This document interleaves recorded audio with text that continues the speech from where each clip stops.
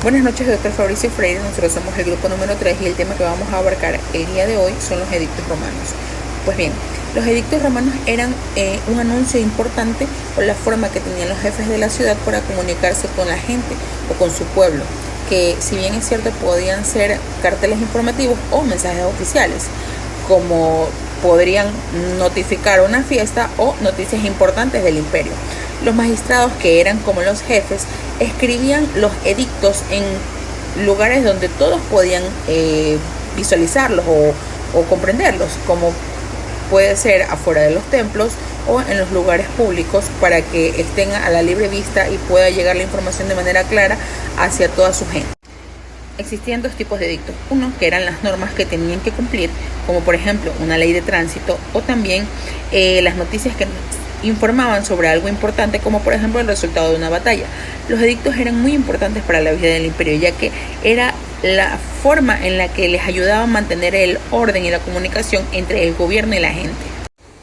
Ahora, la clasificación puede variar según el criterio que vamos a detallar a continuación, según el magistrado que los emite. Como primero tenemos el pretor, que es el magistrado de más alta jerarquía, que es quien se encarga de los asuntos administrativos. Como segundo punto tenemos los ediles, que es el magistrado de rango menor que se encarga de los asuntos públicos, como por ejemplo el orden y la limpieza de las calles. Como tercero tenemos a los cuestores. El cuestor es un magistrado de bajo rango que se encarga de las finanzas públicas, y también los gobernantes provinciales, que se refieren a los materiales del gobierno y administración de las provincias. Como también se puede detallar según el contenido, que son los edictos generales que se aplicaba a la sociedad en general, o los especiales, que es a cierto grupo de personas. Así como también los podemos clasificar por su finalidad, que son los edictos de contenido normativo, que son quienes regulan la conducta de los ciudadanos, o los edictos de contenido informativo, que son quienes daban a conocer las decisiones de los magistrados. A continuación, mis compañeros van a brindarles un poco más de esta información. Edicto pretorio. El concepto de edicto pretorio para los romanos puede comprenderse mejor desde una perspectiva etimológica que desde una estrictamente jurídica. Edictum es una sustantivación del verbo dicer, cuyo significado en castellano significa proclamar, de donde edicto implicó una proclama, una manifestación, una publicación hecha por algunos magistrados romanos habilitados para ello. El pretor, quien tenía a su cargo la función de administrar justicia, debía mantener más informado al pueblo de cómo interactuar con él, pues es una función constante y poco predecible, ya que los casos son diferentes. Por ello, cada año el nuevo pretor publicaba un edicto llamado perpetuo, porque se exhibía de forma permanente y perpetua, en donde se comunicaba al pueblo las fórmulas de su despacho y las soluciones políticas que se consideraban pertinentes, y en general la manera en la que se puede ejercer la justicia. Este edicto del pretor se conformaba en dos partes: A, una nueva en donde estaban las innovaciones de la justicia, y B, una anterior en la que se disponía que el nuevo pretor daba como válido lo del pretor anterior. Se llamaba traslaticia. Parte nueva. Parte traslaticia.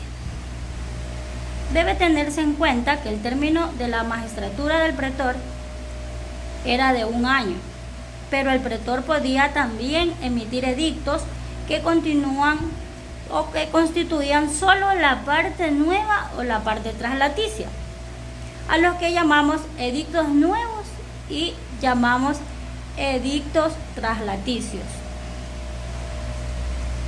Y en vigencia de su pretura podía siempre disponer de nuevos criterios extraordinarios para entender sus casos, a los que llamamos edictos repentinos.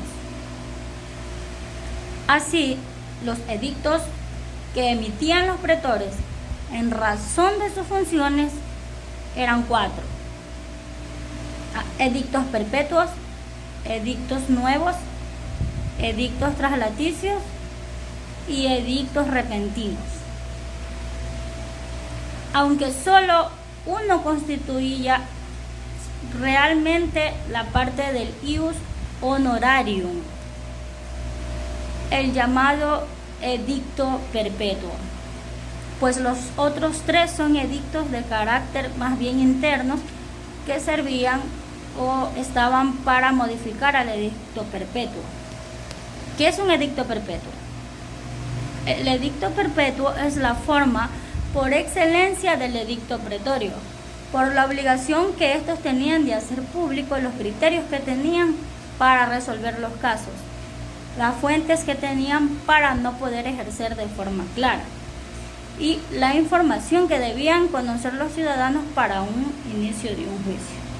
El edicto perpetuo podía publicarse cada año al iniciar la pretura y permanecía vigente un año hasta que el mismo pretor o el siguiente lo cambiara. Parece existir que hubo poco acceso, por lo que esta tradición perduró hasta la caída del nuevo Imperio Romano Occidental. Pero tuvo un momento de cambio significativo, cuando Adriano, 131 después de Cristo, solicitó a Salvio Juliano la publicación de un edicto perpetuo para todos los pretores, por lo que posterior debían copiar el edicto que publicó Adriano. Por lo tanto, el edicto perpetuo es la forma por excelencia del pretorio, por la obligación que estos tenían de hacer públicos los criterios que tendrían para resolver los casos los ciudadanos. Muchas gracias.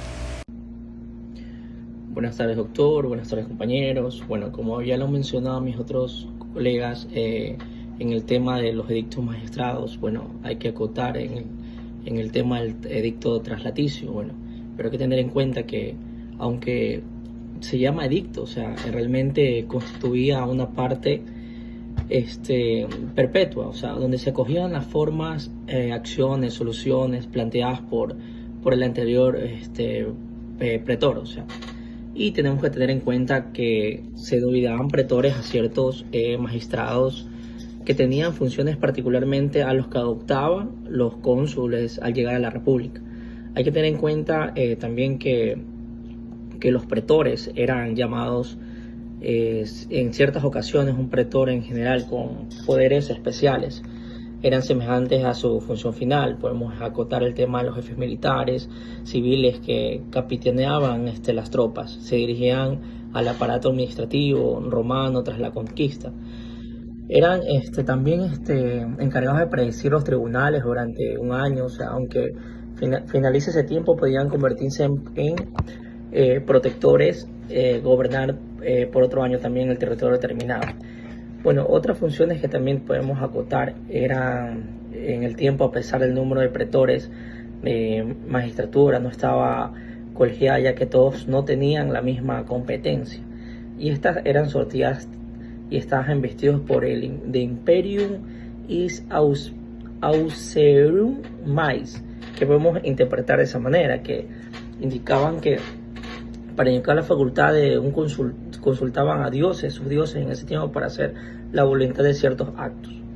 Bueno, en sí, eso es lo que puedo acotar en ese tema, y le doy paso a mi otro colega, a mi otro compañero. Muchas gracias, doctor. Buenos días, tarde, noche, doctor. Hoy voy a hablar sobre mis temas, que son el edicto imperial y el edicto repentino. El término edicto imperial se refiere a un orden o mandato dado por un emperador o autoridad imperial, como el nombre indica. Históricamente, en muchos imperios, los edictos imperiales eran instrumentos legales o administrativos utilizados para promulgar leyes políticas o decisiones importantes.